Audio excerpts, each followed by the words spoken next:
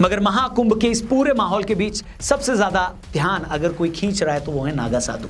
कहने में कोई हर्ज नहीं है कि नागा साधु आज भी इस देश में करोड़ों लोगों के लिए एक मिस्ट्री है।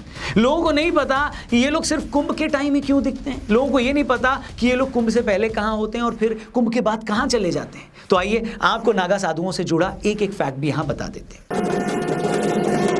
बाबा लोग मोबाइल पे क्या देखते हैं, खासकर नागा बाबा आपके जैसे बाबा लोग? 4 वेद 6 शास्त्र 18 पुराण बात मिली है दोए, बेटा दुख दे दुख होता है और सुख दे सुख होए। गृहस्थ एक जंजाल है जिसमें जैसे मकड़ी जाल पोती है उस तरह से फंसता चला जाता है मनुष्य। अबे महासत्य है। सत्य क्या है? सत्य घास बेचते है। हम स्वयंभू हैं। हमारे शरीर की बहुत धो गए। एक बार इंसान मुर्दा को पिला दो जाना सारो वो जिंदा हो जाए। ये साधुओं की। दोस्तों, नागा साधु शब्द कैसे बना इसे लेकर 2-3 मान्यताएं हैं। पहली मान्यता तो यह है कि नागा शब्द का संस्कृत में मतलब होता है पहाड़ या पहाड़ जैसा तना हुआ। नागा साधु चूंकि सनातन की रक्षा के लिए पहाड़ जैसे तने रहे हैं, प्यार करते थे और जब उन्हें प्यार में धोखा मिला तो वो अपना सब कुछ त्याग कर मोक्ष की तलाश में साधु बन गए। ऐसा भी उनके बारे में कहा जा रहा है। उनकी पुरानी तस्वीरें जब वो IIT में पढ़ते थे वो अब कहीं से निकल कर बाहर आ रही हैं। अभय सिंह के बारे में सारी कहानियां सोशल मीडिया पर वायरल है, लेकिन आज हम आपको इन कहानियों की असली सच्चाई बताना चाहते हैं। वो पहाड़ की तरह मजबूत और अपने व्यवहार में पहाड़ की तरह स्थिर होते हैं, तो उसी गुण से नागा साधु शब्द बना है। 7 फीट के सन्यासी, कद 7 फीट, माथे पर तिलक, नेपाल की गुफाओं में गहन तपस्या में लीन भगवान परशुराम सा तेज, भुजाओं और गले में रुद्राक्ष की माला, महाभारत के योद्धाओं की भांति हट्टा कट्टा शरीर। और इसके अलावा कछारी भाषा में नागा का मतलब होता है युवा सैनिक। आपको बता दें, नागा साधु बहुत बड़े लड़ाके यानी वॉरियर भी होते हैं। कहते हैं जब आदि शंकराचार्य जी ने मठों की स्थापना की तो मठों की रक्षा के लिए नागा साधुओं की टोली बनाई। कुछ लोग तो इन्हें दुनिया के सबसे पुराने योद्धा बताते हैं। हाय फ्रेंड, स्वागत है आपका है आज की खबर में। तो दोस्तों, कुंभ के मेले में कितने बाबा फेमस हुए और कितने बाबाओं की तो 30-30 लाख रुपया सैलरी थी और कुंभ के मेले का बजट था 7,500 करोड़, जिसे देखकर पाकिस्तान के लोग फटे की फटे रह गए। तो दोस्तों, ऐसी वीडियो देखने के लिए हमारे चैनल को लाइक करो, शेयर करो, सब्सक्राइब करो। तो दोस्तों चलिए चलते हैं वीडियो की तरफ। जय हिंद, जय भारत। रोज चलता था 20 किलोमीटर पूरा चारों धाम के, फिर ऋषिकेश आया।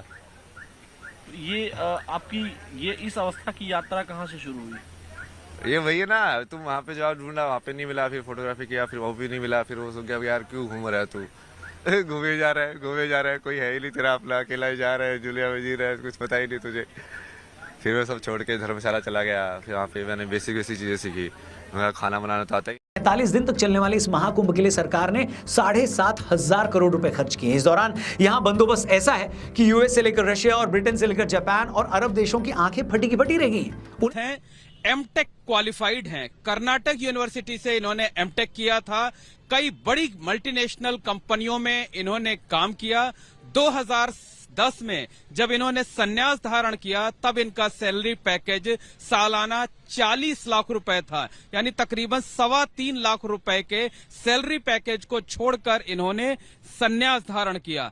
भक्तों की भीड़ जिस कदर पहुंची है अपने गुरु से आशीर्वाद लेने के लिए, नॉलेज गेन करने के लिए और साथ ही कई सारी चीजों को सीखने के लिए, ये जानने की हम कोशिश करेंगे। एक ग्रुप विदेशी भक्तों का हमारे साथ मौजूद है, लेकिन उन्हें समझ नहीं आ रहा है कि एक छोटा सा शहर करोड़ों लोगों के लिए ऐसी व्यवस्था कैसे कर सकता है।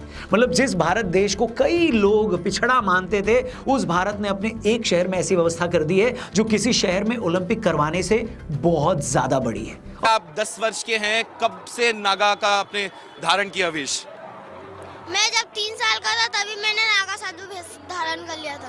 3 साल की उम्र में? अच्छा, थोड़ा सा बताइए कि क्या आपके लिए क्या मायने हैं नागा बनने के और क्यों आपने ये रास्ता चुना, क्योंकि बड़ा कठिन रास्ता है। और पाकिस्तान में तो इस कुंभ को लेकर इतना क्रेज है कि पूछो ही मत। पूरी दुनिया में कुंभ को लेकर सबसे ज्यादा सर्च गूगल पे, इंटरनेट पे अभी पाकिस्तान में ही हो रहा है। पता नहीं ये लोग हैरान हो रहे हैं या सनातन की ऐसी ताकत देखकर घबरा गए। मोनालिसा की किस्मत, मेले में रुद्राक्ष की माला बेचने वाली हुई वायरल। कजरारी आंखों का दीवाना हुआ पूरा देश। सेल्फी लेने के लिए लोगों की जुट रही भीड़।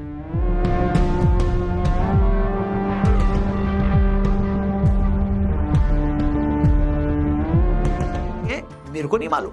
बाकी इस बार के महाकुंभ मेले में स्केल का आप इसी से अंदाजा लगाइए कि जिस जगह टेंट सिटी बनाई गई है, सिर्फ उसकी सिक्योरिटी के लिए 50,000 पुलिस वाले लगे।